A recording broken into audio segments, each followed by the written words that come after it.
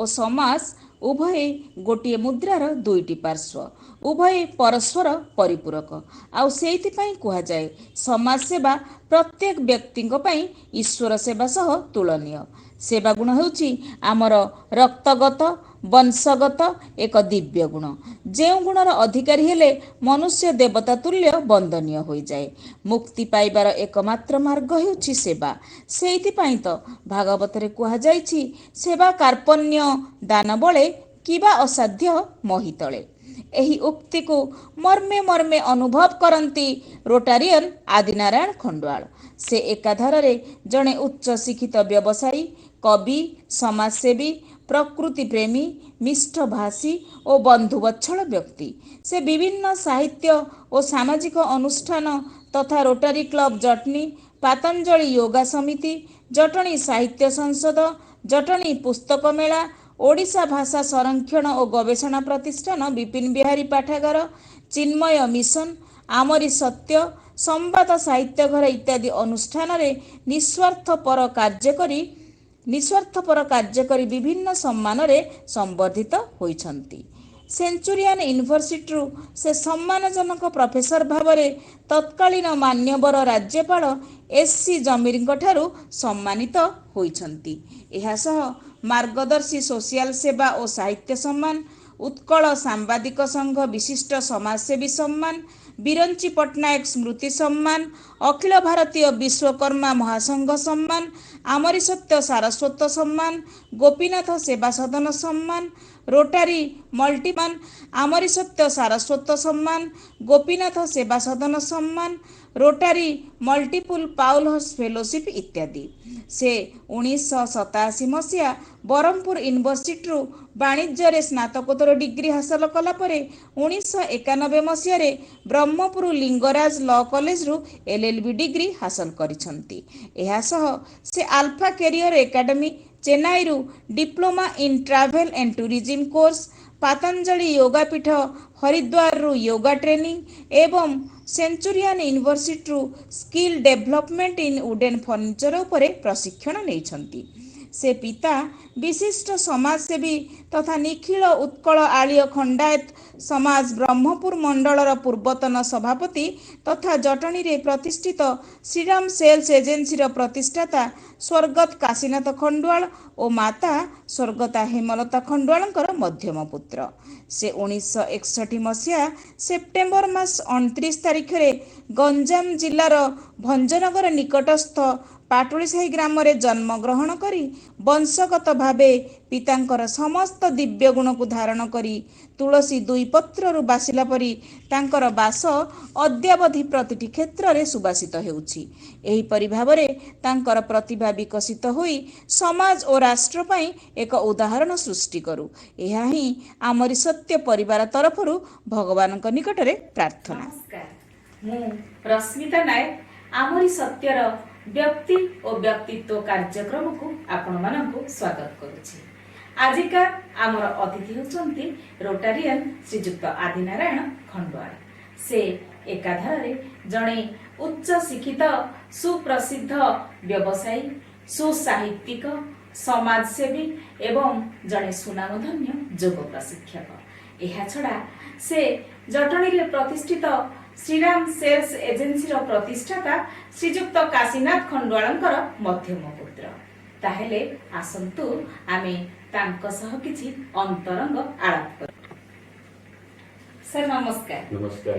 ଆମରି ସତ୍ୟ କାର୍ଯ୍ୟକ୍ରମକୁ ଆପଣଙ୍କୁ ସ୍ୱାଗତ। ମୁଁ ମଧ୍ୟ ଆପଣ ଆମରି ସତ୍ୟ କାର୍ଯ୍ୟକ୍ରମକୁ ସ୍ୱାଗତ ଜଣାଉଛି, ହାର୍ଦ୍ଦିକ ଅଭିନନ୍ଦନ ଜଣାଉଛି। ଆଚ୍ଛା ସାର୍, ଜନନୀ ଜନ୍ମଭୂମିଶ୍ଚ ସ୍ୱର୍ଗାଦପି ଗରୀୟସୀ। ମଣିଷ ଯେତେ ଉପରକୁ ଯାଉନା କାହିଁକି ତାର ଜନ୍ମ ମାଟିକୁ କେବେ ବି ଭୁଲି ନଥାଏ। ତ ଆଜି ଆମେ ଆପଣଙ୍କ ମୁହଁରୁ ଶୁଣିବୁ ଆପଣଙ୍କର ଜନ୍ମ ମାଟିର କଥା ଆଉ ବାଲ୍ୟ ଅବସ୍ଥାର କିଛି କଥା। ପ୍ରକୃତରେ ଜନନୀ ଜନ୍ମଭୂମି ସ୍ୱର୍ଗାଦପି ଗରୀୟସୀ, ମା ମାଟି ମାତୃଭୂମି କେବେ ଭୁଲିବା ଅସମ୍ଭବ।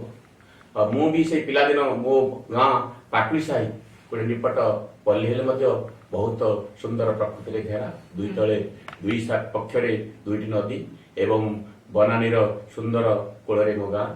ଆଉ ପିଲାବେଳ ଆମର ଏମିତି ବିତିଛି, ବର୍ତ୍ତମାନ ଯାହା ପିଲାବେଳର କଥାକୁ ଆଗର ପିଲାବେଳ ବହୁତ ପରିବର୍ତ୍ତନ। आमे जो अंगेଇବା कथा देखि आसछु प्रथम ता मिलुनी आमे से नदीर पठारे पिला दिन जाक पूरा आमर बितेछु खेल कूद कसरत सह अन्यान्य जहा आमर भावावेग समस्त से नदी माँ बड़ नदी माँ एवं आमर लोहराखंडी यही दुई नदी मध्य आमर गाँ तार भितर आमर समस्त पिला बेले बीती सर बहुत भल लगे आपणकर मातृभूमि प्रति ममता माँ माटी प्रति ममता आउ माने सर सतरे आपण जो कथा कहउचंती आमे जेतेबेले आगरे ग्राम मानकरे जो प्रकार परिवेश जो प्रकार संस्कृति जो प्रकार परंपरा आमे तो एबे सेगुडा को पाउ नै आउ कुहा जाउची वर्तमान गाँ गुडा को भी सहर सहर बासुची आउ आपण आगर जो माने अनुभूति थिला आउ आगे जेमती गाँ भितर बिते थिले एबे भी तो आपण गाँ को जाउथिबे ना एबे केमती आगर अनुभूति आउ एबर अनुभूति भितर पार्थक्य कोन सर वर्तमान पार्थक्य बहुत माने स्वर्ग मर्त्यर पार्थक्य जेमिति आगर जेमिति भाईचारा थिला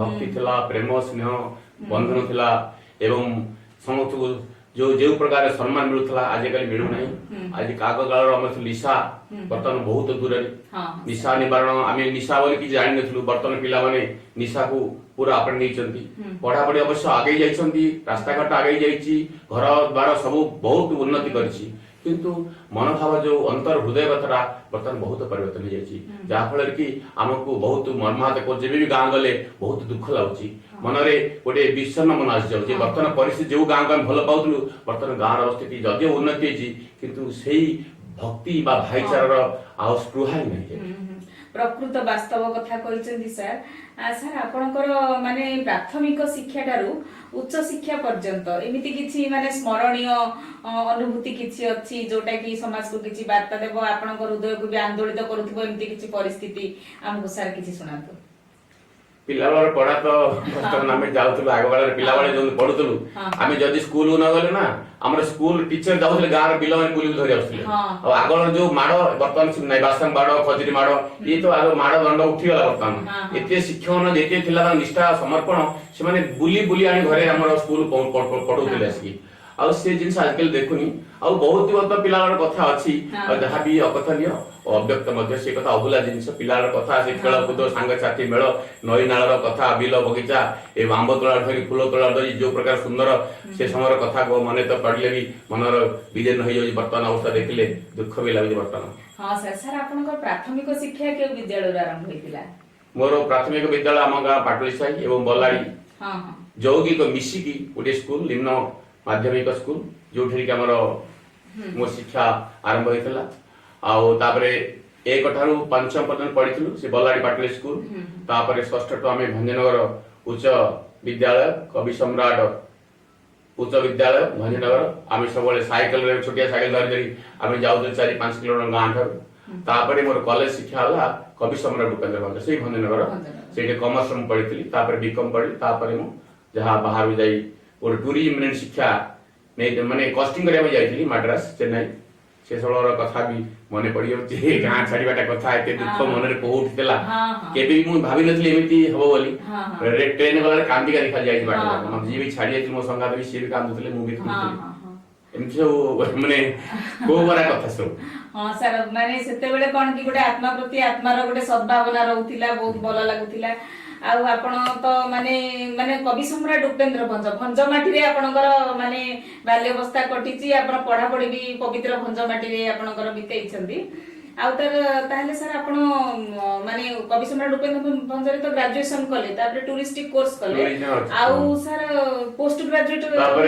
बरमपुर यूनिवर्सिटी पोस्ट ग्रेजुएट कले तापर सर लॉ कले भी आजगिरी अच्छा तापर लॉ भी करिछु अच्छा आपण सर ताहले केबे सर माने आपनकर मैट्रिकुलेशन केबे को मसिया रे सर कंप्लीट करथिले मोर 1978 रे मैट्रिकुलेशन सर पीजी केबे कंप्लीट करले पीजी बुटी विरंबर कली मोर 1984 सर सर ठीक अछि आपण तो माने सेते बडर सर मैट्रिकुलेशन पास करछन सेते बड तो माने मैट्रिक पास करबाटा सर बहुत काठीकर पाठ थिला आ सेही समय रे आपण माने पोस्ट ग्रेजुएट भी कंप्लीट करछंती लॉ करिसंती पुनी टूरिस्टिक कोर्स भी गोटे करिथिले तो सर आपण पाखरे एते सब क्वालिफिकेशन थाई कि आपण सर कोनोसी चाकरी प्रति काहे कि आकृष्ट न होई कि व्यवसाय प्रति आपण टिके आकृष्ट हेले चाकरी प्रति मोर थिला हां मोर बहुत इच्छा थिला आकृष्ट भी थिला हाँ। मु भी बहुत चेष्टा भी करिछि हाँ आ से भीतर आसिकी मु हमर जो यूनिवर्सिटी रे बरहमपुर रही कि आम प्राइवेट एरिया जो कोर्स सरला परे भी आम रही बहुत प्रिपरेशन करथलु कंप्लीट प्रिपरेशन करथलु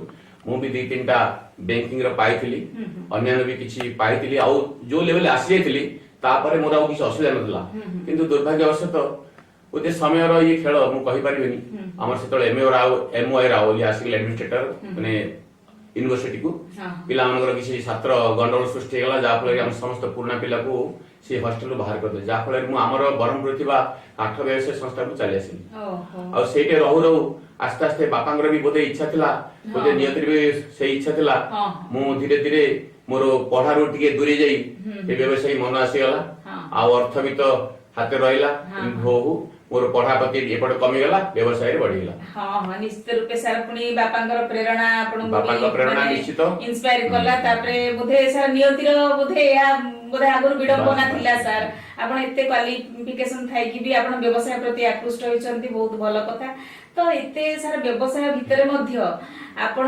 साहित्य साधना करूचंती समाज सेवा करूचंती पुणी बहुत सांस्कृतिक अनुष्ठान साहित्य अनुष्ठान पुणी रोटरी क्लब सह आपण संपृक्त होइचंती तो सर केमिति समय बाहर करूचंती केमिति सब केमिति परिचालना करूचंती सेटा तो माने सुनिले टिके आश्चर्य लागुची तो व्यवसाय रे तो साधारणतः जो माने सर रुहंती सेइथिरे पूरा माने मग्न रहि जांती अन्य प्रति एते ध्यान दियंती तापर आपण ए व्यवसाय भितरे भी एते सब साहित्य साधना सर केमिति करूचंती समय केमिति बाहर करूचंती इच्छा ही सब स्वार्थर मूल कारण हाँ जो where there is will there is way हाँ से हिसाब रे मोर इच्छा सबले जागृत सबले जानिबार इच्छा शिखिबार इच्छा एवं समाज प्रति सेवा करबे इच्छा देशात्मक भाव सबले मोर हृदय जागृत गांव पे हमर भाई भाईचारा भाई हमर संग सारी समस्त किछ परिवार मो उद्देश्य थाए और सेति लागि मोर साहित्य प्रति रुचि थिला एवं प्राय 1990 मु साहित्य लेखाली करि आछि ताहा मोर ब्रह्मपुर रे टी सुप्त अवस्था रहि थिला जब जटनी आसीबा परे मोर ई पुस्तकालय सहित संपर्क आसिला सेहि पर प्रफुल्ल सर एवं सुशांत भाई सब आसिले हम पाखकु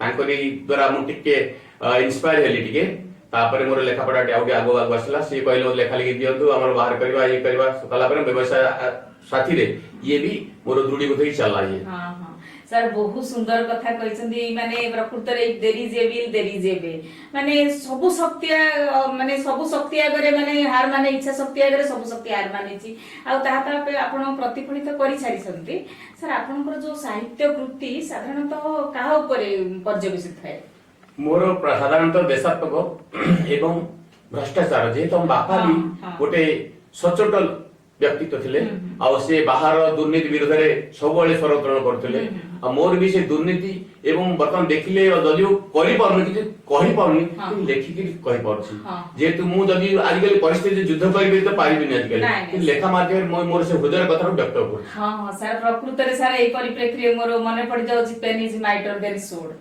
आ आपण जो लेखनी चालना करूछंती माने समाज को परिवर्तन करिया पे सेटा तो बहुत भलो कथा सर आपनकर किछि पुस्तक बाहरछि कि पुस्तक किछि लिखिसंती कि पुस्तक तो बहुत लेखार प्रयास चली पुस्तक भी बाहर जीवार कथा दुईटा भी प्रिंटिंग हे बर्तन थुआ आइछे एठे आ जो कोविड लागि बर्तन दुईटा पुस्तक हेबा था हमर सत्यतर हेबार आवश्यक थिला बर्तन लेखा ही प्रिंटिंग ही अछि किंतु पब्लिश हे पानी आ किंतु बर्तन मोर 8-10 टी बही पूरा प्रस्तुत ही अछि उदे भगवान आशीर्वाद से धीरे धीरे सब लोक लोक आसे निश्चित हम चेष्टा करूचे कि चेष्टा भीतर गोटे आशीर्वाद निहाती रहछि से नहले मु भाबुची मु भी निजे निजे अंगली होइची बहुत चेष्टा करछि किंतु प्रभु का आशीर्वाद दैवास नहले मोटे सफल हबनी आउ से ता परिप्रेक्षी आता आगु आसीबनी सेतले मु भगवान को प्रार्थना करछि मु कर्म किनु करछि कर्म किनु बंद नै कर सर ताहले वर्तमान आपनकर माने प्राय 8-10टा पुस्तक में पांडुलिपि ऑलरेडी माने प्रिपेयर हेगिरि अछि जो पांडुलिपि गुडा का आपण प्रिपेयर करिक रखि छंती काहा ऊपर को ऊपर पर्यवेसित सर गोटे भजन अछि प्राय 80-90 टा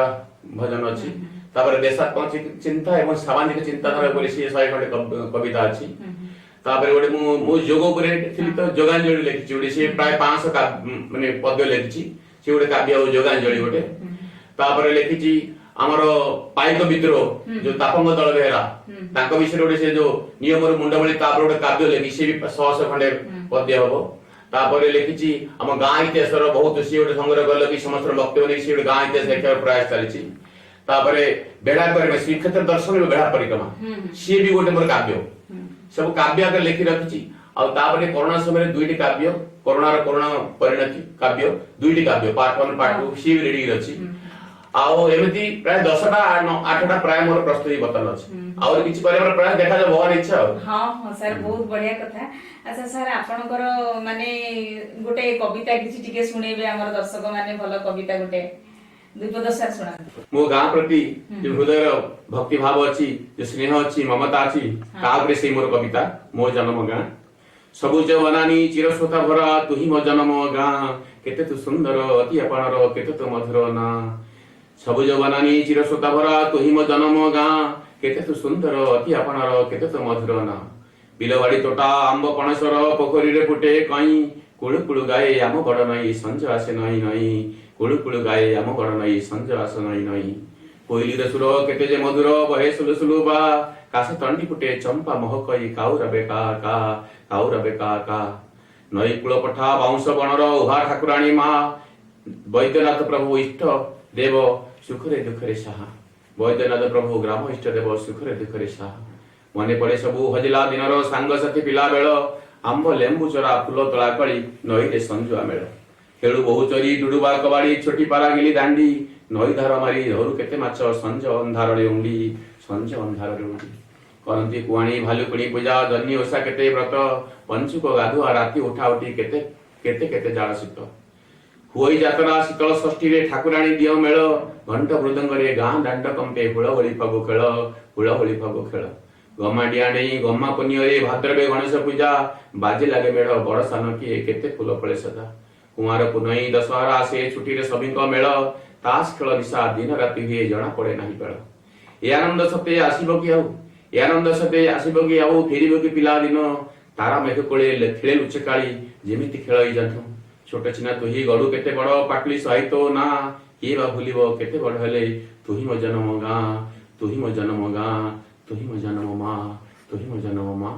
ସାର୍ ବହୁତ ସୁନ୍ଦର କବିତା, ମାନେ ଆପଣଙ୍କର କବିତା ଶୁଣିଲା ପରେ ମନେ ପଡିଯାଉଛି ସଚି ରାଉତଙ୍କର ସେଇ କବିତା ଛୋଟ ମୋର ଗାଁଟି।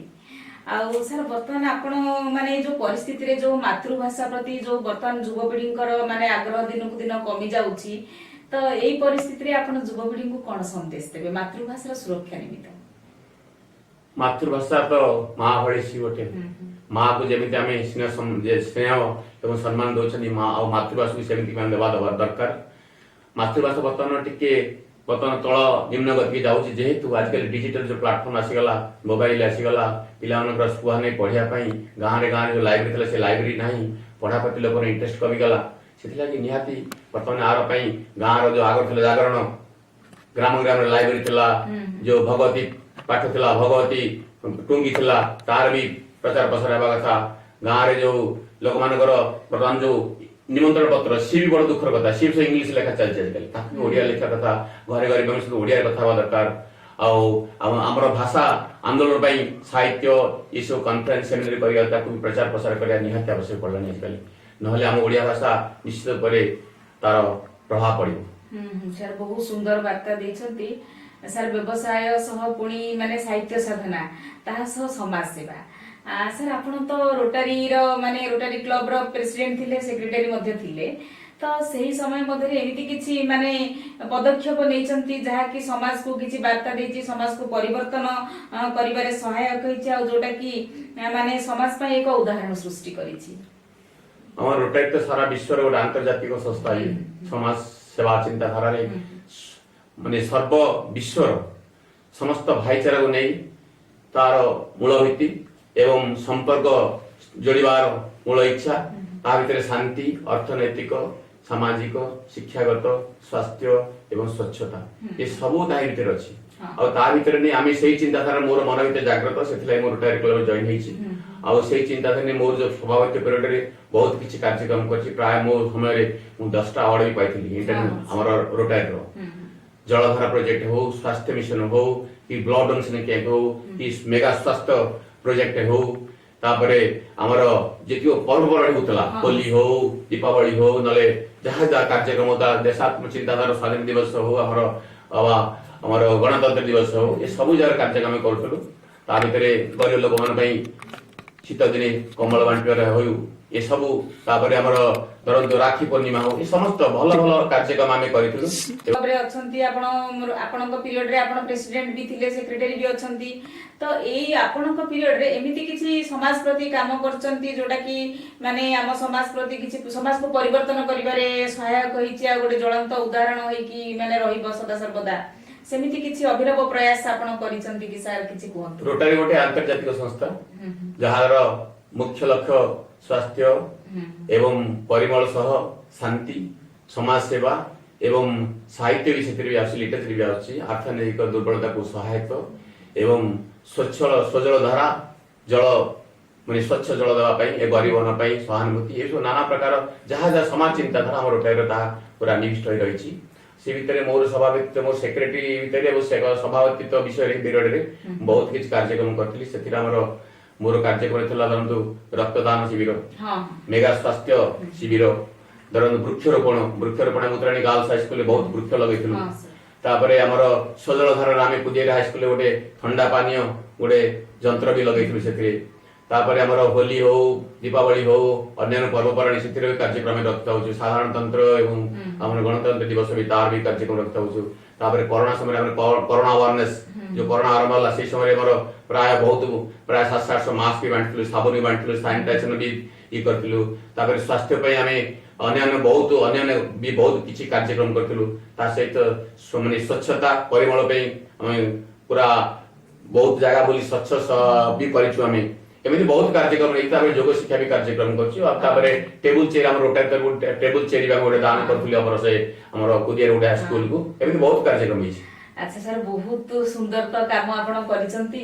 ଆଉ ଗୋଟିଏ କଥା ଯୋଉ କହିଲେ ଯୋଗ ଶିକ୍ଷା ମାନେ ଏତେ ସବୁ କାମ ଭିତରେ ବି ଆପଣଙ୍କର ଶିକ୍ଷାଦାନ ପ୍ରତି ଆଗ୍ରହ ପୁଣି ଆପଣଙ୍କର ଯୋଉ ଶିକ୍ଷାଦାନ ହଉଛି କି ମାନେ ସ୍ୱତନ୍ତ୍ର ନିଆରା ଯୋଗ ପ୍ରଶିକ୍ଷଣ ଆପଣ ମାନେ ଅନ୍ୟମାନଙ୍କୁ ଶିଖଉଛନ୍ତି ଯୋଗ ସାଧନା କରୁଛନ୍ତି ତ କେଉଁମାନଙ୍କୁ ଆଉ କେତେବେଳେ ଆପଣ ଏଇ ଯୋଗ ପ୍ରଶିକ୍ଷଣ କାର୍ଯ୍ୟକ୍ରମଟା କରୁଛନ୍ତି?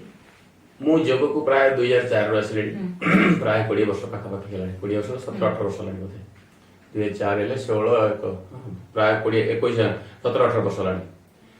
ମୋର ଯୋଗର ଶିକ୍ଷାର ଆଗରୁ ଜିଜ୍ଞାସା ଥିଲା ଆଉ ସମାଜ ଚିନ୍ତାଧାରା ତ ମୂଳରୁ ହିଁ ଅଛି ଆଉ ସ୍ୱାସ୍ଥ୍ୟ ସମ୍ପଦ ମୁଖ୍ୟ ଲକ୍ଷ୍ୟ ଧାରା ଆମର ଆଉ ସେ ସ୍ୱାସ୍ଥ୍ୟ ସମ୍ପଦ ଯୋଗ କର ନିରୋଗ ରହ ରାମଦେବ ବାର୍ତ୍ତାରେ ମୁଁ ଅନୁପ୍ରାଣିତ ହୋଇଥିଲି ଆଉ ତାଙ୍କରି ବହୁତ କାର୍ଯ୍ୟକ୍ରମ ମାନେ ଉପସ୍ଥିତ ହୋଇ ତାଙ୍କୁ ଶିକ୍ଷା ବି ନେଇଛି ହରିଦ୍ୱାର ବି ଯାଇଛି ଆଉ ତାଙ୍କର ଅନ୍ୟାନ୍ୟ ସଂସ୍ଥାରେ ବି ରହି ଯୋଗ ଶିକ୍ଷା ଆୟୁର୍ବେଦ ଶିକ୍ଷା ବି ନେଇଛି। ଆଉ ତାପରେ ପରେ ଆମ ତାଙ୍କର ବାର୍ତ୍ତା ଆମେ ଗାଁ ଯାଇ ଯୋଗ ଶିକ୍ଷାର ନିର୍ଦ୍ଦେଶ ରହିଥିଲା। ଯୋଗ ସହିତ କୃଷି ଏବଂ ଗାଁର ପତିତ ଲୋକଙ୍କୁ କେମିତି ଉଦ୍ଧାର କରାଯିବ ଶିକ୍ଷା ଏସବୁ ତାଙ୍କର ମାର୍ଗ ଥିଲା। ଆମେ ପ୍ରତି ଗାଁରୁ ଭୋର ଉଠି ଯାଇ ଗାଁ ଗୋଟେ ଶିବିର କରି ଶିକ୍ଷା ଦଉଥିଲୁ ବୁଲି ତାଙ୍କର ରାମଦେବର ବାର୍ତ୍ତା ବି ଦଉଥିଲୁ ଆୟୁର୍ବେଦର ବି ବାର୍ତ୍ତା ଦଉଥିଲୁ ମାନେ କେମିତି କମ ପଇସା ଲୋକମାନେ କମ ଖର୍ଚ୍ଚରେ ସେମାନେ କେମିତି ନିରୋଗ ହେଇପାରିବେ। ଆଜିକାଲି ରୋଗ ତ ତା ମୂଳ କାରଣ ଅର୍ଥନୈତିକର ପୁରା ସମାପନ କରିବାର ସେ ମୁଖ୍ୟ ଧାରା ସିଏ। ଆଉ ସେଇ ଭିତରେ ମୁଁ ବି ଯୋଗ ପ୍ରତି ଆକୃଷ୍ଟ ହେଇଗଲି ଧୀରେ ଧୀରେ ଯୋଗ ଶିଖି ମୁଁ ବି ଆମର ଏଇଠି ଜଟଣୀ ବହୁତ କ୍ୟାମ୍ପ କଲୁ। ତାପରେ ଖଣ୍ଡାଳି ମନ୍ଦିର ଆମେ ଯୋଗ ଶିଖଉଥିଲୁ ଯାଇକି ସେଠି ଗୋଟେ ବିରାଟ ପାର୍କ ବି କରିଛୁ ଗୋଟେ ସେଇଠି ବି ମୋର 800-1000 ଗଛ ଲଗେଇଛୁ ଆମେ ସେଟା ବଡ କଥା ସେଟା ଯାହା ବି ସବୁବେଳେ ବି ମନେ ରହିବ। ସେ ପାର୍କରେ ଆମେ ବହୁତ କଷ୍ଟ ପଡ଼ିଛୁ ଆମର ସମସ୍ତ ସାଙ୍ଗସାଥି ଯୋଗ ଭାଇ ଭଉଣୀ ମାନଙ୍କୁ ନେଇକି ଆଉ ସେ କାର୍ଯ୍ୟକ୍ରମ ବହୁତ ସୁନ୍ଦର ହେଇଗଲା।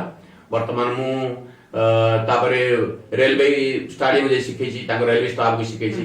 ସେ ରେଲୱେ ଷ୍ଟାଫର ବି ତାଙ୍କର ମତେ ଯେତେବେଳେ ସେମାନେ ଦଉଥିଲେ ବି ଦରମା ଭଳିଆ ଗୋଟେ 8000 ମାସକୁ ସେ 8000 ଯୋଉ ମାସକୁ ପାଇଛି ମଧ୍ୟ ସେ ପଇସା ଆମର ଯୋଗ ମାନେ ଯୋଗ ସଂସ୍ଥାକୁ ଯାଇଛି 1,08,000 12 ମାସରେ 12ଟା ସେ ଲକ୍ଷେ ପ୍ରାୟ ଟଙ୍କା ଆମ ଯୋଗ ଶିଖେଇ ଯାଏ। ମୁଁ କିନ୍ତୁ ସକାଳୁ 6ରୁ 8ଟା ଯାଏଁ ପରେ ଯୋଗ ଶିକ୍ଷା ଦେଇଛି ଅଫିସର କ୍ଲବ ଶିକ୍ଷା ଦେଇଛି ଡିଆରଏମ ତାଙ୍କର ରୋଟାରୀର ବର୍ତ୍ତମାନ ମୁଁ ରୋଟାରୀ କ୍ଲବ ଶିଖଉଛି ବର୍ତ୍ତମାନ ଯୋଗ।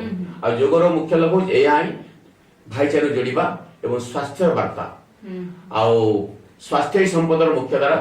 ସେଥିଲାଗି ସ୍ୱାସ୍ଥ୍ୟ ଫାଷ୍ଟ ଠିକ ହେଲେ ଆମ ଦେଶ ଆମେ ଠିକ ହେଲେ ଆମେ ଆମର ଘର ଠିକ ହବ ଘର ଠିକ ହେଲେ ଗାଁ ଠିକ ହବ ଗାଁ ଠିକ ହେଲେ ରାଜ୍ୟ ହେଲେ ଦେଶ ଦେଶର ପୃଥିବୀ। ଯେତେବେଳେ ସମାଜ ନିଜଠୁ ଗଢିବା ନିଜେ ହିଁ ଭଲ ହେଲେ ଆମ ପୃଥିବୀକୁ ଭଲ କରିବା ସେଇ ଚିନ୍ତାଧାରା ମୋର ରହୁଛି। ନିଶ୍ଚିତ ରୂପେ ସାର୍ ଆପଣ ବହୁତ ସୁନ୍ଦର ବାର୍ତ୍ତା ଦେଇଛନ୍ତି ସ୍ୱପରିବର୍ତ୍ତନରେ ବିଶ୍ୱ ପରିବର୍ତ୍ତନ। ଆଉ ସାର୍ ଏଇ ଯୋଉ ଯୋଗ ମାନେ ଆପଣ ଯୋଉ ପ୍ରଶିକ୍ଷଣ ଦେଇଛନ୍ତି ମାନେ ସମ୍ପୂର୍ଣ୍ଣ ନିଃସ୍ୱାର୍ଥପର ଶିକ୍ଷାଦାନ ଦେଇଛନ୍ତି ଆଉ ଆପଣ ଯୋଉ ମାସିକ ଦରମା ହିସାବରେ ବି ପାଇଛନ୍ତି ସେଟାକୁ ବି ପୁଣି ଆପଣ ସମର୍ପିତ କରିଦେଇଛନ୍ତି। ଆଉ ଏମିତି ତ ବିରଳ ମାନେ ଆଜିକାର ଦିନରେ ଏମିତି ବ୍ୟକ୍ତିତ୍ୱ ନିହାତି ରୂପେ ବିରଳ। ସାର୍ जो ଯୋଗ ଆପଣ जो ପ୍ରଶିକ୍ଷଣ ଦେଇଛନ୍ତି ମାନେ ସେଇଥିରେ ସାଧାରଣତଃ କେଉଁ ବୟସ୍କ ଲୋକମାନେ ସମ୍ପୃକ୍ତ ହେଇଥିବେ? ପିଲାଠାରୁ ବୁଢା ପର୍ଯ୍ୟନ୍ତ ଆମେ ଶିକ୍ଷା ଦେଇଛୁ, ସମସ୍ତେ ଯୋଡିବାକୁ ଚେଷ୍ଟା କରୁଛୁ, ପ୍ରୟାସ କରୁଛୁ। ପିଲାମାନେ ଯୋଡିଲେ ତାଙ୍କ ବି ତାଙ୍କର ଶିଶୁ ମାନଙ୍କର ଅଛି, ମାନେ ବାପା ଆସିଲେ ପିଲା ବି ତାଙ୍କେ ଧରି ଆସିବା ପାଇଁ ପ୍ରଚେଷ୍ଟା କରିଛୁ। ଆଉ ସାଧାରଣତଃ ଯୋଗରେ ବର୍ତ୍ତମାନ ମୁଁ ଦେଖୁଛି ଟିକେ ପ୍ରୌଢ ଲୋକ ହିଁ ବେଶୀ ଆସୁଛନ୍ତି। ଆଜିକାଲି ଯୁବ ବୟସ ଖେଳ ତାଙ୍କ ଇଚ୍ଛା ସେମାନେ ଆଉ ପ୍ରାଣାୟାମ ଧ୍ୟାନ କରିବାକୁ ସେଠି ଇଚ୍ଛା ନାହିଁ।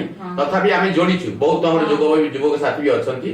ଆଉ ତା ଭିତରେ ପିଲା ବି ତାଙ୍କର ଭାଇ ବନ୍ଧୁ ଖ୍ୟାତି କୁଟୁମ୍ବ ଆମେ ସେମାନଙ୍କୁ ଆଣିବାକୁ ଚେଷ୍ଟା କରିଛୁ, ପରିବାର ସହ ଆମେ ଯୋଡିଛୁ। ନିଶ୍ଚିତ ରୂପେ ସାର୍ ବର୍ତ୍ତମାନ ତ ମାନେ ବୟସ୍କ ବ୍ୟକ୍ତି ମାନେ ତ ସେମାନଙ୍କର ମାନେ ଏଇ ଦିଗରେ ଅଧିକ ସଂଶ୍ଳିଷ୍ଟ ରୁହନ୍ତି, କିନ୍ତୁ ଯୁବପିଢି ଟିକେ ଡାଇଭର୍ଟ ହେଇଯାଆନ୍ତି ଏଇ ମାନେ ସବୁ।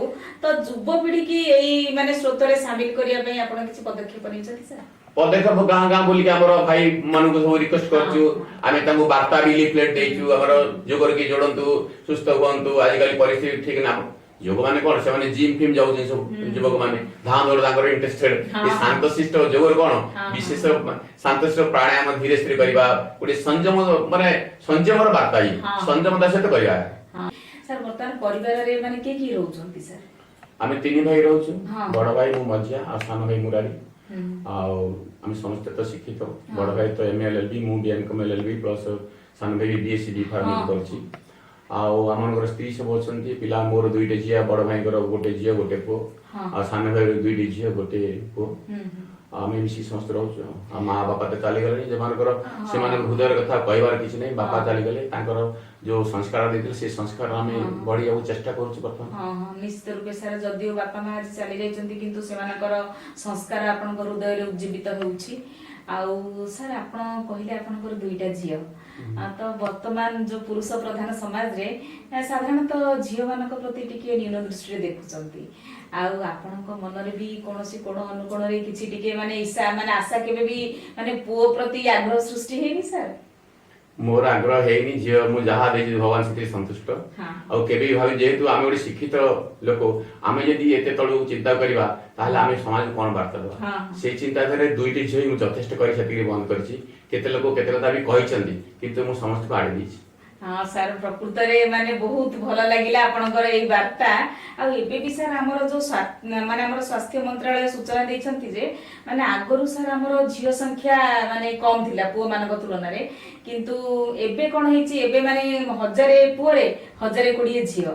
ତା ମାନେ ଏଇଟା ହଉଛି କି ଗୋଟେ ନିଶ୍ଚିତ ରୂପେ ଆମର ଗୋଟେ ମାନେ ପରିବର୍ତ୍ତନ ସାର୍ ଆସୁଛି, ମାନସିକତା ପରିବର୍ତ୍ତନ ଆସୁଛି। ତ ଏଇ ଯୋଉ ବାର୍ତ୍ତାଟା ଆପଣଙ୍କୁ କେତିକି ସାର୍ ଆତ୍ମସନ୍ତୋଷ ଦେଉଛି? ବହୁତ ଖୁସିର କଥା, ବହୁତ ଆତ୍ମଗର୍ବର କଥା। ମହିଳା ମାନଙ୍କ ପାଇଁ ଯୋଉ ସଚେତନ, ଆମେ ଯାହାକୁ ନିମ୍ନ ଦୃଷ୍ଟି ଦେଖୁଥିଲେ ବର୍ତ୍ତମାନ ସେମାନେ ଉପରକୁ ଯାଉଛନ୍ତି, ସେଇଟା ପୁଣି ସରକାର ବି ଧନ୍ୟବାଦ ଦେବା। ସରକାରଙ୍କ ଯୋଉ ନୀତି ନିୟମ ହେଲା ସେଥିଲାଗି ଇଏ ବି ତାର ସଫଳ ଗୋଟେ ରୂପାୟନ। ବିନା ସରକାରଙ୍କର ପ୍ରଚେଷ୍ଟାରେ ଇଏ ସଫଳ ହୋଇନଥିଲା। ସରକାରଙ୍କ ନିଶ୍ଚିତ ଭାବେ ପ୍ରୟାସ ରହିଛି। ଯୋଉ ଆମର ଲିଙ୍ଗ ମାନେ ଧରଣ ପରୀକ୍ଷା, ଏ ସବୁ ନାନା ପ୍ରକାର ଯୋଉ ନାରୀ ମାନଙ୍କୁ ଯୋଉ ନିର୍ଯାତନା, ନାରୀ ମାନେ ଭ୍ରୂଣ ଲିଙ୍ଗ ପରୀକ୍ଷାଟା ସେଇଟା ସବୁଠୁ ମାନେ ମହତ ଆଗକୁ ବଢିବାରେ ସହାୟକ ହେଇଛି। ସାର୍ ଏଇଟା ବହୁତ ଭଲ କଥା ସେ ପରୀକ୍ଷା ଲାଗି ସମସ୍ତେ ତାକୁ ନଷ୍ଟ କରିଦଉଥିଲେ, ଯାହା ଫଳରେ ବର୍ତ୍ତମାନ ତାର ଆଉ ନାହିଁ। ସାର୍ ବର୍ତ୍ତମାନ ଗୋଟେ ପରିବର୍ତ୍ତନ ନିଶ୍ଚିତ ରୂପେ ସାର୍ ଗୋଟେ ବିରାଟ ପରିବର୍ତ୍ତନ ଆସିବ, ମାନସିକତା ବି ପରିବର୍ତ୍ତନ ହବ। ଏଇଟା ବହୁତ ଭଲ ଲାଗିଲା ଆପଣଙ୍କଠୁ ଶୁଣିକି। ଏଇଟା ବି ଆପଣଙ୍କର ମାନେ ସମାଜ ପ୍ରତି ବାର୍ତ୍ତା, ଯୋଉମାନେ ନ୍यून ଦୃଷ୍ଟିରେ ଦେଖୁଥିବେ ଝିଅ ମାନଙ୍କୁ, ତାଙ୍କ ମାନଙ୍କ ପାଇଁ ସେମାନଙ୍କ ପାଇଁ ଆପଣ ଗୋଟେ ମାନେ ଉଦାହରଣ ସାର୍। ସାର୍ ଆପଣ ମାନେ ପ୍ରକୃତି ପ୍ରେମୀ, ପରିବେଶକୁ ବହୁତ ଭଲ ପାଆନ୍ତି। ଆଉ ପ୍ରକୃତିର ସୌନ୍ଦର୍ଯ୍ୟକରଣ ପାଇଁ ଆଉ ପରିବେଶର ମାନେ ସୁରକ୍ଷା ନିମିତ୍ତ କଣ କଣ ସବୁ ପଦକ୍ଷେପ ନେଇଛନ୍ତି ସାର୍? ମୁଁ ଆଗରୁ ହିଁ ପ୍ରକୃତି ପ୍ରେମୀ, ମୋର ପ୍ରକୃତି ସହିତ ଜଡିତ। ଆଉ ପ୍ରକୃତି ଦେଖିଲେ ମତେ ବି ଶାନ୍ତି ଲାଗେ, ଆତ୍ମତୃପ୍ତି ଲାଗେ। ଆଉ ପ୍ରକୃତିର କେମିତି ବିସ୍ତୀର୍ଣ୍ଣ ହବ, ତାର କାୟା ବିସ୍ତାର ହେବ, ପ୍ରକୃତି ଲାଗି ତ ସବୁ ସମ୍ଭବ। ଆମେ ପ୍ରକୃତି ହେଲେ ଆମେ ତ ବଞ୍ଚିବା ଅସମ୍ଭବ। ସେଇ ଚିନ୍ତାଧାରାରେ ମୁଁ ବୃକ୍ଷରୋପଣକୁ ମହାନ ପୁଣ୍ୟ ଭାବି ମୋର କାର୍ଯ୍ୟକ୍ରମ ଆଗକୁ ବଢେଇଛି। ମୋର ବୃକ୍ଷରୋପଣରେ ମୁଁ ଲୋକକୁ ମାନେ ଆମର ଯୋଉ ଖଣ୍ଡାଳି ମନ୍ଦିର ଅଛି ସେଇଠି ପ୍ରାୟ 800-1000 ଗଛ ଲଗେଇଛୁ, ଯାହା ବହୁତ ବଡ ହେଇଗଲାଣି ବର୍ତ୍ତମାନ ଗଛ। ପ୍ରତ୍ୟେକ ତାଙ୍କର ରୋଟାରୀ ମାନେ ତରଫରୁ ବହୁତ ସ୍କୁଲ ଆଉ କଲେଜରେ ଗଛ ଲଗେଇଛୁ। ତାର ମୋ ପ୍ରଚେଷ୍ଟାରେ ମୁଁ ବର୍ତ୍ତମାନ ପ୍ରତି ବର୍ଷ ପ୍ରାୟ 700-800 ଗଛ ଆଣି ବାଣ୍ଟେ। ଯେହେତୁ କାଠ ବ୍ୟବସାୟ କରୁଛି, ମୁଁ ନିଜେ ଗ୍ଲାନି ଭାବେ ଯେହେତୁ କାଠ ବ୍ୟବସାୟ କରୁଛୁ, ଯାହା ବି ପିତୃ ପୌତ୍ରିକ ମୋର ମାନେ କର୍ମ ସେଇଟା ତାକୁ ତ ଛାଡି ହେବ ନାହିଁ। ସେଥିପାଇଁ ଭାବୁଛି ଯେ ମୁଁ ବି କିଛି ସେଥିରେ ପାଟି, ଯେହେତୁ ମୁଁ ଯୋଉ କାଠ ବିକୁଛି ମୁଁ ସେଥିରେ କିଛି ନିଶ୍ଚିତ ଭାବରେ ତା ପାଇଁ ମାନେ ଦାୟୀ ରହିବି। ସେଇ ହିସାବରେ ମୁଁ ଚିନ୍ତା କରିକି ପ୍ରତି ବର୍ଷ 700-800 ଗଛ ବା 500 ଯାହା ବି ହଉ ଗଛ ଆଣିକି ମୁଁ ଫରେଷ୍ଟ କର୍ପୋରେସନ ଆଣିକି ତାକୁ ସମସ୍ତ ମୋର ଯୋଉ ଗ୍ରାହକ ଅଛନ୍ତି ସମସ୍ତଙ୍କୁ 2-4ଟା ମାନେ ବାଣ୍ଟେ ଆଉ ତାଙ୍କୁ ରୋପଣ କରିବାର ନିର୍ଦ୍ଦେଶ ଦିଏ, ତାର ମହତ୍ଵ ବୁଝାଏ। ହଁ ସାର୍, ଏଇଟା ତ ବହୁତ ସୁନ୍ଦର କଥା। ଏଇଟା ବି ତ ପ୍ରତିଫଳିତ ହେଉଛି ଆପଣଙ୍କ ଘର ଯେତେ ପ୍ରବେଶ କରୁଛୁ, ମାନେ ଏତେ ଗଛ ଲଗେଇଛନ୍ତି ଦେଖିଲେ ସାର୍ ଖୁସି ଲାଗୁଛି। ଆଉ ସାର୍ ଆପଣ ବହୁତ ଜଣେ ଭ୍ରମଣ ପ୍ରିୟ ବ୍ୟକ୍ତି, ବହୁତ ଜାଗା ବି ଭ୍ରମଣ କରିଛନ୍ତି। କେଉଁ କେଉଁ ଜାଗାକୁ ଆପଣ ଭ୍ରମଣ କରିଛନ୍ତି ଆଉ ମାନେ କେଉଁ ଜାଗା ଆପଣଙ୍କୁ ବହୁତ ଆକର୍ଷିତ କରିଛି? ମୋର ଭ୍ରମଣ ବି ବହୁତ ପ୍ରିୟ ରୁଚି ରହିଥାଏ। ଆଉ ବୁଲାବୁଲି କଲେ ପ୍ରକୃତରେ ମନକୁ ଶାନ୍ତି ସହିତ ବହୁତ ଜ୍ଞାନ ଅର୍ଜନ ମିଳିଥାଏ। ମୋର ଜ୍ଞାନ ଅର୍ଜନ କରିବାର ମୁଖ୍ୟ ଇଚ୍ଛା, ଭାଇଚାରା ସୃଷ୍ଟି କରିବାର ଇଚ୍ଛା ଏବଂ ସମସ୍ତଙ୍କ ସମ୍ପର୍କ ଯୋଡ଼ିବାର ଇଚ୍ଛା ଆଉ ଜାଣିବାର ଜିଜ୍ଞାସା ମୁଖ୍ୟ ଜିନିଷ। ମୁଁ ପ୍ରାୟ ବୁଲି ସାରିଲେଣି, ପ୍ରାୟ ସବୁ 4 ଧାମ କରି ସାରିଲେଣି। ଉତ୍ତର ଭାରତ ବା ଦକ୍ଷିଣ ହେଉ ପଶ୍ଚିମ ଏବଂ ପୂର୍ବ ସବୁ ଭାରତ ବୁଲି ସାରିଲେଣି। ଧରନ୍ତୁ ଆପଣଙ୍କର ଉତ୍ତରାଖଣ୍ଡ 4 ଧାମ ସେଠିର, ଗଙ୍ଗୋତ୍ରୀ, ଯମୁନୋତ୍ରୀ, କେଦାରନାଥ, ବଦ୍ରୀନାଥ ଏବଂ ଦକ୍ଷିଣ ରାମେଶ୍ୱର, କନ୍ୟାକୁମାରୀ, ଧରନ୍ତୁ କେରଳ ଏସବୁ ଯାଇଛି। ଏବଂ ପଶ୍ଚିମରେ ଆମର ଦ୍ୱାରକାନାଥ ଏବଂ ଆମର ତ ଜଗନ୍ନାଥ ଧାମ, ଆଉ ତାପରେ 12 ଜ୍ୟୋତିର୍ଲିଙ୍ଗ ବି ଦର୍ଶନ କରିସାରିଲେଣି। 12 କରିସାରିଲେଣି। ଆଉ କିଛି ବହୁତ କିଛି ଏବେ ନିକଟରେ ଯାଇଥିଲି, ଲକ୍ଷ୍ନୌ ଯାଇଥିଲି, ଚିତ୍ରକୂଟ ଯାଇଥିଲି, ଅଯୋଧ୍ୟା ଯାଇଥିଲି, ବନାରସ, ଆହ୍ଲାବାଦ, ବହୁତ ଜାଗା ବୁଲିଛି। ମୋର ବୁଲିବାର ବହୁତ ଇଚ୍ଛା ରହେ। ବର୍ତ୍ତମାନ 2 ବର୍ଷ ମୁଁ ଗୋଡ଼ ଭାଙ୍ଗି ଯାଇଥିଲା, ସେଥିରେ ମୁଁ ଯାଇପାରିନଥିଲି। ପ୍ରଭୁଙ୍କର ଆଶୀର୍ବାଦ ଏଇ 15 ଦିନ ମତେ ସୁଯୋଗ ଦେଲେ, ମୁଁ ବହୁତ କିଛି ବୁଲି ପଳେଇ ଆସିଛି। ସାର୍ ବହୁତ ସୁନ୍ଦର କଥା କହିଲେ। ମାନେ ସାର୍ ବ୍ୟବସାୟ, ସାହିତ୍ୟ, ସମାଜ ସେବା ଆଉ ତା ସହ ପୁଣି ଯୋଗ ପ୍ରଶିକ୍ଷଣ, ତ ଆପଣଙ୍କୁ କେଉଁଠୁ ମାନେ ଆତ୍ମସନ୍ତୋଷ ପାଉଛନ୍ତି? ମୁଁ ଯୋଉ କର୍ମ ରହିଲି ଆତ୍ମସନ୍ତୋଷ ପାଏ, ଯେହେତୁ ମୋର କର୍ମ ହଉଛି ବ୍ୟବସାୟ। କର୍ମ ରୂପେ ଦେଖେ, ଫାଷ୍ଟ କର୍ମ ତାପରେ ଧର୍ମ। କର୍ମ କରି ସାରିଲା ପରେ ଯେତିକି ସମୟ ମିଳେ ମୋ ପକେଟରେ ତାକୁ ମୁଁ ବିନିଯୋଗ କରେ। ବ୍ୟବସାୟ ପରେ ମୁଁ ଆକୁ ଯୋଗ ହଉ କି ସାହିତ୍ୟ ହଉ କି ସମାଜ ସେବା, ମୋର କର୍ମ କଲି, ଧରନ୍ତୁ ମୋର 9ରୁ 7 ସନ୍ଧ୍ୟା 7 କଲି, ସକାଳ ଯୋଉ 5ରୁ 9 ସମୟ ମିଳିଲା ମତେ ତାକୁ ସାହିତ୍ୟ ଯୋଗ ଏ ଭିତରେ ବିନିଯୋଗ କରେ। ସନ୍ଧ୍ୟା 7 ପରେ ପୁଣି ତାକୁ ସାହିତ୍ୟ ଯୋଗ ବିନିଯୋଗ କରେ। ମୁଁ ସମୟକୁ ସବୁବେଳେ ପ୍ରାଧାନ୍ୟ ଦେଇଥାଏ। ଆଉ ସମୟ ନଷ୍ଟ ହେଲେ ମତେ ଦୁଃଖ ଲାଗେ। ମୁଁ ତାକୁ ସମୟକୁ ସୁବିନିଯୋଗ କରିବି, ତାକୁ କେମିତି ତାର ଉତ୍କର୍ଷ ଲାଭ କରିବି, ସେ ସବୁବେଳେ ଚେଷ୍ଟା କରିଥାଏ। ହଁ ସାର୍, ସେଇଟା ତ ବହୁତ ସୁନ୍ଦର କଥା, ସମୟର ଆପଣ ସୁବ୍ୟବହାର କରିଛନ୍ତି। ଆଉ ସାର୍ ଆପଣ ମାନେ ଆପଣଙ୍କ ସହ ମିଶିଲା ପରେ ଆମେ ଏତିକି ବହୁତ କିଛି ଜାଣିଲୁ। ଆଉ ଆପଣ ବହୁତ ଅନୁଷ୍ଠାନରୁ ବି ସମ୍ବର୍ଦ୍ଧିତ ହୋଇଛନ୍ତି। ତ ଯେତେବେଳେ ଆପଣ ଏତେ ପ୍ରଶଂସା ପତ୍ର ପାଆନ୍ତି, ତ କେଉଁ ଅନୁଭୂତିଟା ଆପଣଙ୍କୁ ମାନେ ଅତ୍ୟନ୍ତ ଖୁସି ଦେଇଛି ଆଉ ଆତ୍ମହରା କରିଛି? ଏମିତି କିଛି, ଆପଣ ତ ବହୁତ ଅନୁଷ୍ଠାନରୁ ପାଇଛନ୍ତି ସାର୍, ମାନେ ଏମିତି କିଛି ଗୋଟେ ମାନେ ମୁହୂର୍ତ୍ତ ଅଛି କି ଯୋଉଟା କି ଆପଣଙ୍କୁ ଅତ୍ୟନ୍ତ ଖୁସି ଦେଇଛି ଆଉ ଆତ୍ମହରା, ଆତ୍ମବିଭୋର ବି କରିଛି? ଏଇଟା ନିଶ୍ଚିତ ଖୁସିର କଥା। ଆତ୍ମହରା କରିବ, ଯାହାବି ପ୍ରଶଂସା ପତ୍ର ବି ଆପଣ କି ପ୍ରଶଂସା କଲେ ବି ପ୍ରଶଂସା ଦେଲେ ନିଶ୍ଚୟ ଆର ଅଛି ଫଳ। ମୁଁ ବି ବହୁତ ଖୁସି ହେଇଛି, ଆତ୍ମହରା ବି ହେଇଛି। ଆଉ ତା ଭିତରେ ପାଇଲେ ବୋଧେ ପ୍ରଶଂସା ଆମକୁ ଚାପ ପଡେ ଯେ ଆମେ ଆହୁରି ଅଧିକ କେମିତି ଆଗକୁ କରିବା, ସମାଜ ମାନେ କର୍ତ୍ତବ୍ୟ ନିଷ୍ଠା, ସମର୍ପଣ ଭାବରେ କେମିତି ଦେଖେଇବା। ଖାଲି ଏଇଟା ପାଇଗଲେ ସହଜ କଥା ନୁହେଁ, ଇଏ ସହଜକୁ ଆଉ ପୁଣି କଠିନ କରିଦିଆ ମନ। ଆମେ କେମିତି ଆହୁରି ଅଧିକ ତାକୁ ନିଷ୍ଠାର ସହ କାର୍ଯ୍ୟ ଫଳ ଦେଖେଇବା ସମାଜକୁ, ସେଇଟା ନିଶ୍ଚିତ ରହୁଛି। ଆତ୍ମାର ନିଶ୍ଚିତ ଖୁସି ହେଇଛି, ବହୁତ ସବୁ ଜାଗାରେ ପ୍ରାୟ ଖୁସି ହେଇଛି। 2-3ଟାରେ ପ୍ରଥମରେ ଯାହା ମିଳିଲା ବହୁତ ଖୁସି ହେଇଛି। ଆଚ୍ଛା ସାର୍, ଆପଣଙ୍କର ଆଉ ଗୋଟେ ମାନେ ଏଇ ଯୋଉ ସେଞ୍ଚୁରିଆନ ୟୁନିଭର୍ସିଟିରୁ ସାର୍ ଆପଣ କିଛି ଗୋଟେ ମାନେ ବହୁତ ବଡ ସମ୍ମାନରେ ସମ୍ମାନିତ ହୋଇଥିଲେ, ତାର ଟିକେ ଅନୁଭୂତି କୁହନ୍ତୁ ସାର୍। ସେଇଟା ମୋର ପ୍ରଥମ ଆକ୍ଚୁଆଲି, ଆଉ ସେଇଟା ବହୁତ ମତେ ଆତ୍ମହରା କରିଥିଲା। ଆଉ ମତେ ସେ ପ୍ରଫେସର ହିସାବରେ ଅନରୀ ପ୍ରଫେସର ସମ୍ମାନିତ କରିଥିଲେ। ମତେ ତାଙ୍କର ପାରଳାଖେମୁଣ୍ଡି କନଭୋକେସନ ଡାକି, ତାଙ୍କ ଗଭର୍ଣ୍ଣର ଏସ୍ ସି ଜାମିର ଥିଲେ ସେତେବେଳେ, ମତେ ତାଙ୍କ ଦ୍ୱାରା ମତେ ସେଇ ସମ୍ମାନ ପ୍ରଦାନ କରିଥିଲେ, ଯାହା ଦ୍ୱାରା ମୁଁ ବହୁତ ଖୁସି ହେଇଥିଲି। ସେ ମଧ୍ୟ ମତେ ତାଙ୍କର କାର୍ଯ୍ୟକ୍ରମରେ ଯୋଡ଼ିଥିଲେ। ତାଙ୍କର ଯୋଉ ଭୋକେସନାଲ ଏଜୁକେସନ ଥିଲା, ସେଇ ଏଜୁକେସନ ମୁଁ ଜଡ଼ିତ ହେଇଥିଲି। ତାପରେ ତାଙ୍କର ମନ୍ତ୍ରୀ ଯାହା ବି ଆସିଥିଲେ ସମସ୍ତେ ମତେ ଡାକୁଥିଲେ। ମୁଁ ସେଇଟା ବହୁତ ଖୁସି ଥିଲି ସେତେବେଳେ। ଆଉ ତାଙ୍କର ପ୍ରେରଣାରେ ବି ମୁଁ ଆହୁରି ଅଧିକ କାମ ବି କରୁଥିଲି ସେତେବେଳେ। ସାର୍ ବହୁତ ସୁନ୍ଦର ଅନୁଭୂତି କହିଲେ। ସାର୍, ଜୀବନରେ ତ ସୁଖ ଦୁଃଖ ଲାଗି ରହିଛି, ତ ଜୀବନରେ ଏମିତି କେବେ କିଛି ଦୁଃଖ ଆସିଛି, ଝଡ଼ଝଞ୍ଝା ଆସିଛି କି ଯୋଉଟା କି ଆପଣଙ୍କୁ ମାନେ ମର୍ମାହତ କରିଛି, ଦ୍ରବୀଭୂତ କରିଛି? ଦୁଃଖ ତ ସବୁବେଳେ ଲାଗିଛି ସୁଖ ସହିତ, ଟଙ୍କାର 2 ପାର୍ଶ୍ୱ ଭଳି। ଆଉ ସୁଖ ନଥିଲେ ଦୁଃଖ ନାହିଁ, ଦୁଃଖ ନଥିଲେ ସୁଖ ନାହିଁ, ସେମିତି ମୋ ଜୀବନରେ ମଧ୍ୟ ଆସିଛି। ମୁଁ ବ୍ୟବସାୟ କରୁଥିବା ସମୟ ବ୍ରହ୍ମପୁରରେ ମୋର ଛୋଟ ଭଉଣୀ କମ୍ ସମୟରେ ଚାଲିଗଲା। ବିବାହର 1-1.5 ବର୍ଷ ଭିତରେ ପ୍ରସବ ବେଦନାର ସେଇ ସମୟର କଥା। ଭଉଣୀର ଦୁଃଖ ମତେ ବହୁତ ମର୍ମାହତ କରିଥିଲା। ସେ 1999 କଥା। ଆଉ ଇଏ ବି ପ୍ରଥମ ଘଟଣା ଆମ ଘର ପାଇଁ। କମ୍ ବୟସରେ गोटे झील चली जा बहुत दुख देता मत मुझे ब्रह्मपुर रही मुझे जापारे हठात कौन है कौन है आश्चर्य गली तापर बहुत दिन पर आम भणजा भी चली जाइए सी भी और अत्यंत दुर्घटना माने अत्यंत वेदना भरा एवं यही 2004 तापर बापा का देहांत मत बहुत व्याघात करता दुख देता बहुत मोर माने आखिरू लुह बंद होता स्वर्गद्वार संस्कार समय मुझे संभाली पारि कौ संवरण कर पारि एवं भी सी स्मृति मो हृदय जागृति जेतिक गुण मो पाखे अच्छी मुझे विश्वास कर चेतना प्रेरणा आशीर्वाद दे ही मुझे चलुची आर जो मार्गदर्शक मत आग नेबार सहायक होकर दुख मु सही पार नी आवर्तन भाविले नुह संवरण कर हाँ सर प्रकृत रे माने आपनक सह अंतरंग आलाप कला परे आपनकर माने सुखर अनुभूति को मंथन कले पुणी दुख रे जो घटना गुडाक सुनिले प्रकृत रे अत्यंत दुख लागुछि सर एते झड़ झंडा सुख को आपण माने उपभोग करिसंती आ दुख को भी अतिक्रम करिसंती ता मध्य रे भी आपण थकी पड़ी नाहंती आपण आपनकर कर्तव्य ठीक रूपे करिसंती समय रो सुव्यवहार करिसंती तो एई परिप्रेक्षी रे आपण युवपीढ़ी को कोन वार्ता देबे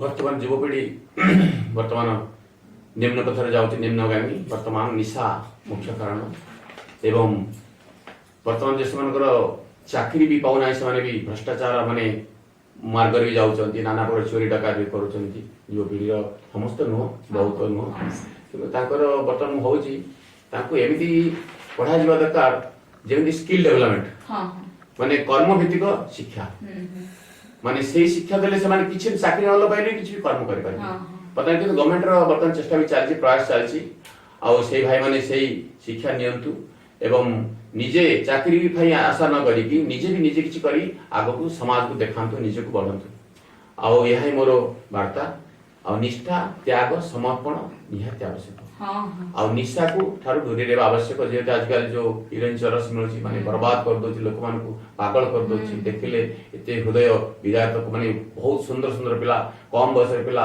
पूरा नष्ट हो जाउछन बड़ बड़ परिवार पिला नष्ट हो जाउछन सेमानकर मानसिक विषाद मुख्य कारण हो जाउछि से मानसिक विषाद से निशा नेबार कारण हो जाउछि यहा ही दुख कथा निशा निवारण निशा ठारू दूरी रहबा पई मु संदेश दोछि एवं निश्चित चेष्टा कले निश्चित चेष्टा निष्ठा सह निश्चित सफल हम से दिन दिन सफल हम किंतु माने अधैर्य हेबार आवश्यकता नहीं होउछि अधैर्य निश्चित कर्म सफल हम सर आपण जो कथा भी कहते पूरा ठीक माने निश्चित रूप गोटे परिवर्तन आसीबो आउ माने वर्तमान भी आपण जो शिक्षा व्यवस्था कथा कहिले वर्तमान प्राय सब अभिभावक सब छात्र छात्री माने भी गोटे परसेंटेज ओरिएंटेड हे जाउछन्ती माने मूल्यबोध भित्तिक शिक्षार अभाव देखा देउछि आउ एबे भी सर जो आपण जो कहले से मानको जो माने स्किल डेवलपमेंट ट्रेनिंग ता दबा आवश्यक सेटा भी सर आसी जिवो हमर जो नूतन शिक्षा पद्धति शिक्षा नीति जो एबे प्रचलन हेबो सेइथिरे सब ए सब रो व्यवस्था रहिछि भगवान करंतु आपणकर जे सब इच्छा उडा आपण जे सब स्वप्न देखिछथि युवपीढ़ी पई ताहा माने सफल रूपायन हो आउ सर निश्चित रूपे गोटे जुगातकारी माने माने परिवर्तन आसी वर्तमान आमे श्रीजुक्त आदिनारायण खंडवाळଙ୍କ सह अंतरंग आळपर बहुत किछि कथा जानिले बहुत किछि कथा शिखिले एवं समाज को से बहुत सुंदर वार्ता सब दे जाइछन्ती प्रकृत रे if there is a will there is a way इच्छा शक्ति आगरे समस्त शक्ति हार मानि थाए ताहा तो प्रतिफलित होइछि श्रीजुक्त खंडवाळଙ୍କ जीवन रे साहित्य समाज सेवा जोग प्रशिक्षण एवं से तांकर समस्त प्रतिभा को विकसित करिसंती एवं विकसित करी से शांतिर पीयूष बांटी चलीछंती एही परिपर भाबरे तांकर चलापथ कुसुमित हेउ एवं तांकर साहित्य कृति सब समाज को परिवर्तन करू एवं दिग दिगंत विस्तारित हेउ यहा ही आमरि सत्य परिवार तरफरु भगवान को निकट रे प्रार्थना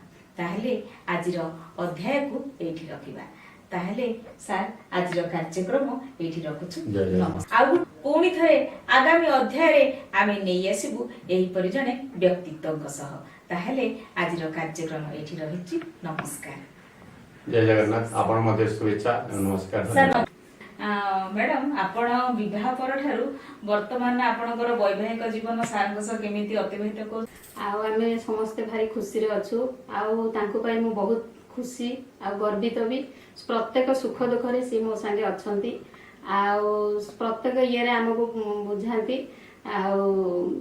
तांको पाई मु बहुत गर्वित। ଆପଣ ଘରର ବଡ଼ ପୁଅ, ଆପଣଙ୍କର ପ୍ରେରଣା, ଆପଣଙ୍କର ଦିଗଦର୍ଶନ ଆଉ ଆପଣଙ୍କର ସଂସ୍କାର ନିହାତି ଭାବରେ ମାନେ ଆପଣଙ୍କର ପରିବାରକୁ ଆଗେଇ ନେଇଛି। ତ ଏହି ପରିପ୍ରେକ୍ଷୀରେ ମାନେ ଆପଣ ମାନେ ଆଦିନାରାୟଣ ଖଣ୍ଡାଳଙ୍କୁ ମାନେ ଅଧିକ ଭଲ ଭାବରେ ଜାଣନ୍ତି।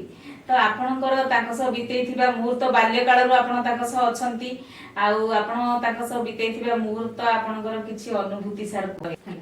ଆଉ ସେ ତ ଆପଣଙ୍କର ଛୋଟ ଭାଇ ଆଉ ସେ ଯୋଉ କାମ ସବୁ କରୁଛନ୍ତି ସାହିତ୍ୟ ସମାଜ ସେବା ଆଉ ତାହା ସହ ପୁଣି ମାନେ ଯୋଉ ଯୋଗ ପ୍ରଶିକ୍ଷଣ ଦଉଛନ୍ତି ଏତେ ସବୁ ନିସ୍ୱାର୍ଥପର କାମ କରୁଛନ୍ତି। ଯେତେବେଳେ ମାନେ ଗୋଟେ ଛୋଟ ଭାଇ ଯେତେବେଳେ ସବୁ କାମ ଗୁଡାକ କରନ୍ତି ଆପଣଙ୍କର ବଡ ଭାଇ ଆପଣଙ୍କର ପ୍ରେରଣାରେ ସବୁ କରୁଛନ୍ତି ନିଶ୍ଚିତ ରୂପେ, ତ ଆପଣଙ୍କୁ କେତିକି ସାର୍ ଆତ୍ମସନ୍ତୋଷ ପ୍ରଦାନ କରୁଛି? ଯେହେତୁ ସେ କାମ ମଧ୍ୟ ମୁଁ ପସନ୍ଦ କରେ, ମୁଁ ମଧ୍ୟ ମୋର ସେ ଚିନ୍ତାଧାରା ମୋର ସେ ନିଶ୍ଚିତ ଆଉ ତେଣୁକରି ମୁଁ ମଧ୍ୟ ସେ ଆଗରୁ ସେ ପିଲାବେଳୁ ଟିକେ କବିତା ଫବିତା ଟିକେ କଲେଜ ରେ ଟିକେ ଗୁଣ ଲେଖୁଥିଲା। ତାପରେ ଏମିତି ଚାଲିଥିଲା ଟିକେ ଟିକେ ତାର ଅଧିକ ବଢି ବଢି ଚାଲିଲା।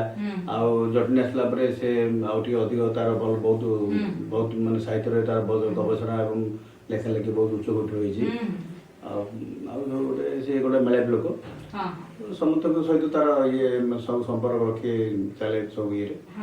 ଆଉ ଆମେ ମଧ୍ୟ ସେ ଚିନ୍ତାଧାରାରେ ଅଛୁ। ମୁଁ ମଧ୍ୟ ତାଙ୍କୁ ଇଏ କରୁଛି, ମତେ ଖୁସି ଲାଗୁଛି ତାର ଲେଖା ଲେଖି ସବୁ ଭଲ ଭଲ ଉଚ୍ଚ କୋଟି।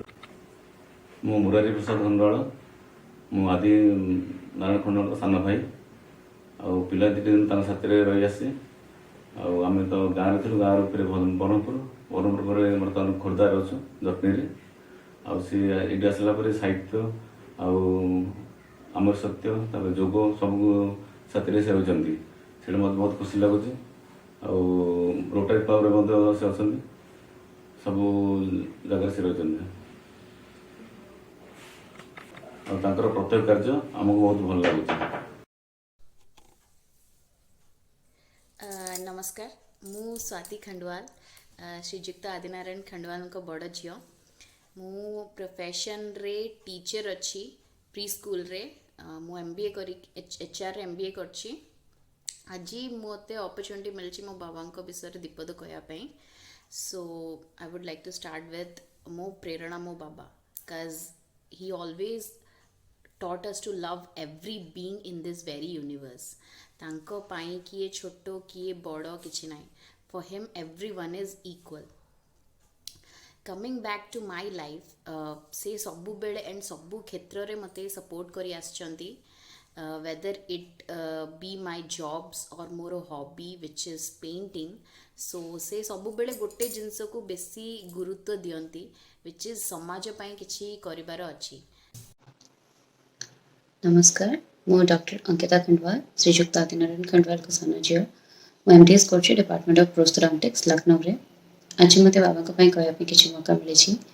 सो I would like to start with I really feel proud and lucky to be his daughter. आज मु जोटी भी अछि जहा भी करूछि लाइफ रे सेटा बाबा का सपोर्ट बिना केबे भी पॉसिबल नथिला। जब भी किसी भी डिसीजन नीचे लाइफ रे करबा पई बाबा सब बळे एनकरेज करंती, सपोर्ट करंती और सेटा हेपर एवरी पॉसिबल वे बाहर करंती। So he is definitely my role model. Even सेटा सोशल सर्विस हो, बाबा हमको सब बळे कहंती देश पई किछि भला कर, पैसा पई नहीं, देश पई करी कि जेति आशीर्वाद मिलबो सेटा पैसा टू भी बहुत बड़। So such words really inspires us and बाबा कहा तो बहुत किछि अछि बाबा को पई, but I'd like to keep it short and I'd like to end with he is the best father and best human being in my life. Thank you. Jai Jagannath.